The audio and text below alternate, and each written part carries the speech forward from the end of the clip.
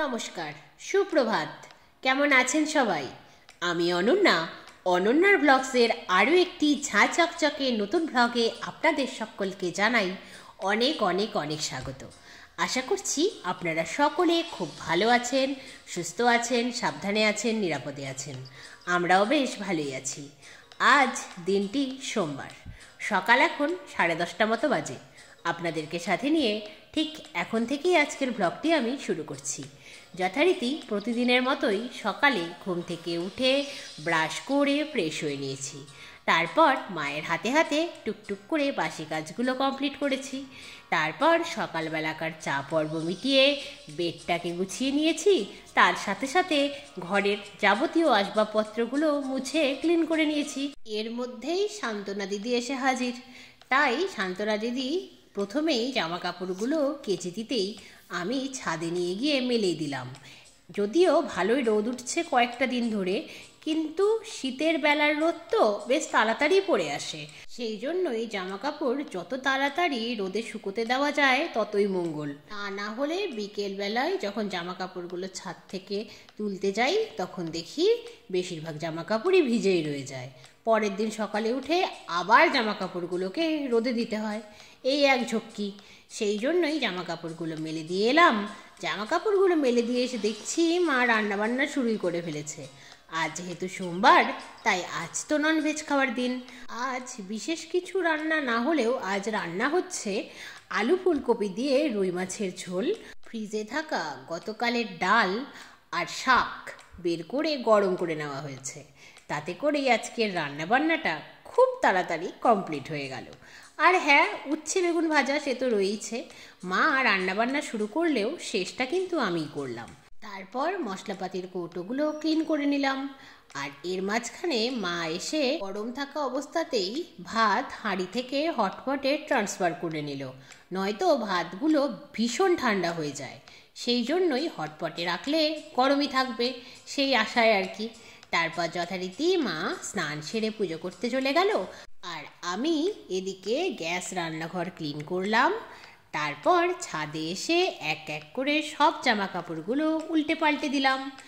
তারপর ভাবলাম ছাদে গাছ রাখলে যা হয় আর কি, গাছের ডাল, কাঁটা, পাতা এই সব জিনিস দিয়েই সব ভর্তি হয়ে আছে অনেকগুলো ক্যারি ব্যাগ, বস্তা, বালতি, যেগুলো ফেলার অভাবে ছাদেই ডাঁই হয়ে পড়ে রয়েছে।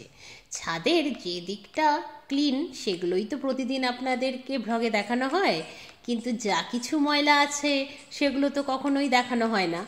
আজ ভাবলাম এই নোংরা জায়গাটি পরিষ্কার করে ফেলি। যদিও সেরকম নোংরা নয়, এই ফুলের পাপড়ি, ডাল, পাতা, মাটি, ভাঙা টব এগুলো এক এক করে নিচে নিয়ে গেলাম।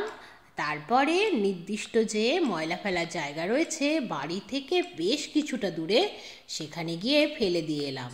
টোটাল 6 বার যেতে হয়েছে। আমি একেবারেই ক্লান্ত হয়ে গিয়েছি। তবে হ্যাঁ, সমস্ত নোংরা ছাদ থেকে পরিষ্কার করা গিয়েছে বটে, কিন্তু পুরো ছাদটাতে ঝাড়ু দেওয়া হলো না। তাতেই 3টে মতো বেজে গিয়েছে। আমার স্নান হয়নি, সেই জন্যই মায়েরও লাঞ্চ হচ্ছে না। মা অপেক্ষা করছে পুজো করে। তাই ভাবলাম ছাদটা না হয় অন্য একদিন ভালোভাবে ঝাড়ু দিয়ে নোংরাগুলো বের করে যথাস্থানে ফেলে দিয়ে আসবো। মোটামুটি আজকে যেখানে যত ফেলে দেওয়ার মতো জিনিসপত্র রাখা ছিল সব ফেলে দিয়ে এসেছি। আমার শরীর এখন অস্থির লাগছে। একেই এত ভারী, তার মধ্যে বেশ ধুলো ছিল, রীতিমতো শ্বাসকষ্টও হচ্ছে। আর যেহেতু সব সিঁড়ি দিয়েই নিয়ে গিয়েছিলাম, তাই সিঁড়িতেও বেশ কিছুটা পড়েওছে। তাই ভাবলাম সিঁড়িগুলো ঝাড়ু দিয়ে নিই। অনেক দিন পর আজকে সিঁড়িতে ঝাড়ু দিলাম আমি। একটু অসুবিধে হচ্ছিল, কারণ পিছন দিক থেকে পেছাতে হয় তো, সেই জন্যই। অভ্যেস থাকলে হতো না, কিন্তু অভ্যেস তো নেই। যাই হোক, ঝাড়ু দিয়ে সবটা ক্লিন করে নিলাম।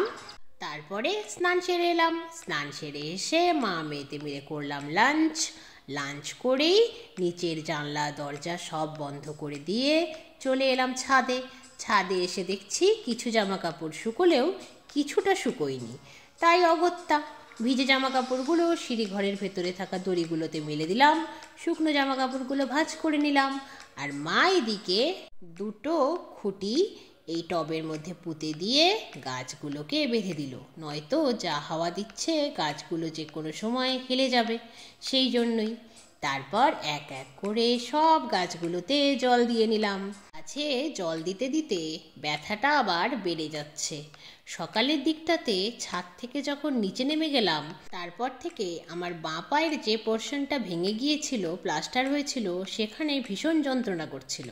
যদিও ভলিনি লাগিয়েছিলাম, তারপরে তো এত কাজ করলাম, এখন যন্ত্রণা করছে ভীষণই। কিন্তু কি আর করা যাবে বলুন, যেমনভাবে বদলে যাওয়া পরিস্থিতিকে সহ্য করছি, এটাও না হয় সহ্য করে নেব। তাহলে আজকের মতো এ পর্যন্তই। আবার দেখা হবে আপনাদের সাথে খুব শিগগিরই অন্য একটি নতুন ব্লগে। ততক্ষণ সবাই খুব ভালো থাকবেন। আজকের ব্লগটি কেমন লাগলো জানাবেন, ভালো লাগলে একটি লাইক করে দেবেন, আর যদি চ্যানেলে নতুন হন চ্যানেলটিকে সাবস্ক্রাইব করে আমার বন্ধু হয়ে যাবেন। তাহলে আজকের মতো টাটা।